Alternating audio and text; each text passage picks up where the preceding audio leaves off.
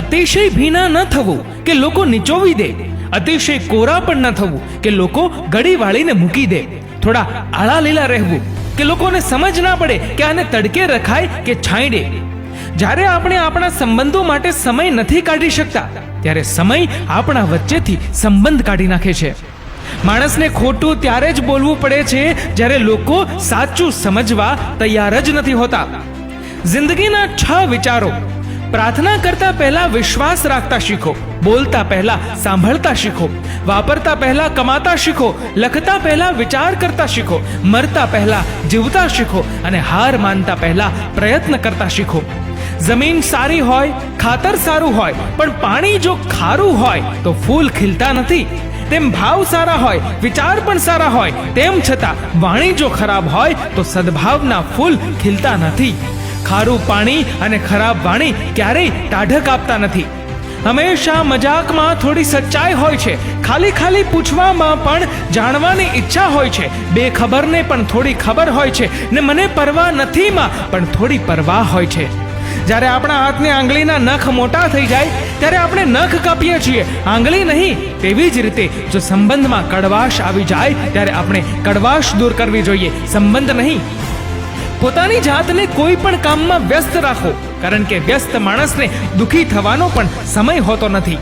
જેની પાસે ઓછું છે તેને કોઈ પણ સુખી કરી શકે છે, પરંતુ જેને ઓછું જ પડે છે તેને તો ઈશ્વર પણ સુખી કરી શકતો નથી.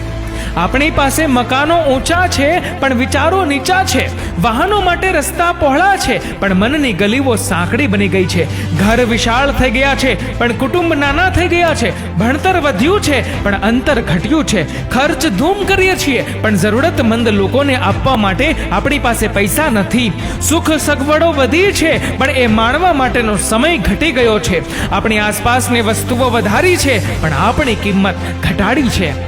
શબ્દકોશમાં બીજા બધા શબ્દોના અર્થ મળી શકે પણ જીવનનો અર્થ જીવન જીવીને અને સંબંધનો અર્થ સંબંધ નિભાવીને જ શોધવો પડે છે. જ્યારે એક રોટલીના 4 ટુકડા હોય અને ખાવાવાળા 5 હોય ત્યારે જે સૌથી પહેલા બોલે કે મને ભૂખ નથી તે વ્યક્તિ એટલે માં. ના કોઈનું આપેલું મળે, ના કોઈનું છીનવેલું મળે, મને તો બસ મારા નસીબમાં લખેલું મળે. ના મળે તો કોઈ ગમ નથી, મને તો બસ મારી કરેલ મહેનતનું ફળ મળે. જીત નક્કી હોય તો અર્જુન કોઈ પણ બની શકે સાહેબ, પણ સાલું જ્યારે મૃત્યુ નક્કી હોય અને ત્યારે અભિમન્યુ બનવા માટે તો સાહસ જ જોઈએ.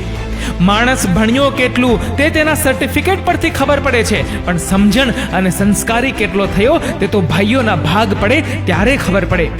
મોડું થશે પણ બધું જ બરાબર થશે, આપણને જે જોઈએ છે એ જ મળશે. દિવસો ખરાબ છે, જિંદગી નહીં. માણસોના પણ દસ્તાવેજ બનાવવા જરૂરી છે.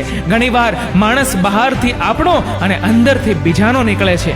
કોઈ કહે છે દુનિયા પ્રેમથી ચાલે છે, કોઈ કહે છે દુનિયા દોસ્તીથી ચાલે છે, પરંતુ અનુભવ થાય ત્યારે જ ખબર પડે છે કે દુનિયા તો મતલબથી ચાલે છે. રોટલી કમાવવી મોટી વાત નથી, પરિવાર સાથે બેસીને ખાવી એ મોટી વાત છે. બધી આંગળીઓ લંબાઈમાં સમાન નથી હોતી, પણ જ્યારે વળે છે ત્યારે બધી સમાન થઈ જાય છે. એવી જ રીતે જો આપણે તમામ પરિસ્થિતિઓમાં નમીને એડજસ્ટ થઈને રહીએ તો જિંદગી આસાન બની જાય છે. સંબંધ હોય કે સફર, જવાબ મળતો બંધ થાય એટલે સમજવું કે હવે વળાંક લેવાનો સમય આવી ગયો છે. જો તમારી પાસે ફ્રીજમાં ભોજન હોય, શરીર ઉપર કપડાં હોય, માથા ઉપર છત હોય, સુવાની જગ્યા હોય તો તમે જગતના 75% લોકો કરતા વધારે ધનવાન છો. દીવો માટીનો છે કે સોનાનો એ મહત્વનું નથી, પરંતુ તે અંધારામાં પ્રકાશ કેટલો આપે છે તે મહત્વનું છે. તેવી જ રીતે મિત્ર ગરીબ હોય કે અમીર, તે દુઃખમાં કેટલો મદદરૂપ છે તે મહત્વનું છે. કમાવવી હોય તો લાયકાત કમાવ સાહેબ, કારણ કે લાયકાત વગર કદાચ ઓડી લઈને ફરશો ને તો પણ દુનિયા તો ડ્રાઈવર જ સમજશે. એકમાં એક ઉમેરો તો 2 થાય એવું શિક્ષક શીખવાડતા હોય છે, પણ 2 માંથી 1ની બાદબાકી થાય તો એકલા થઈ જવાય એવું જિંદગી શીખવાડી જાય છે. મિત્રો, આ વિડીયો વિશે તમારું શું કહેવું છે નીચે કમેન્ટ કરીને જરૂરથી જણાવજો. અને જો આ વિડીયો સારો લાગ્યો હોય તો આ વિડીયોને લાઈક કરજો અને શેર કરજો. અને મિત્રો, આવા જ પ્રેરણાદાયી વિડીયોઝ જોવા માટે સબસ્ક્રાઇબ કરો અમારી